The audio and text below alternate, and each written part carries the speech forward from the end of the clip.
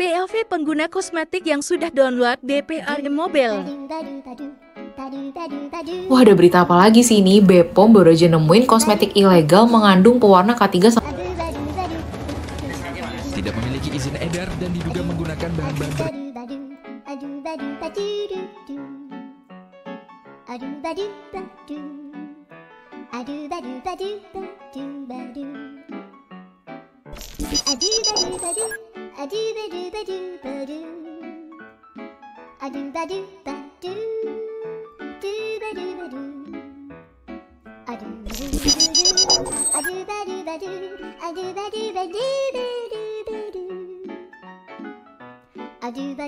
I'm fine, Kincana, teng neng neng neng neng.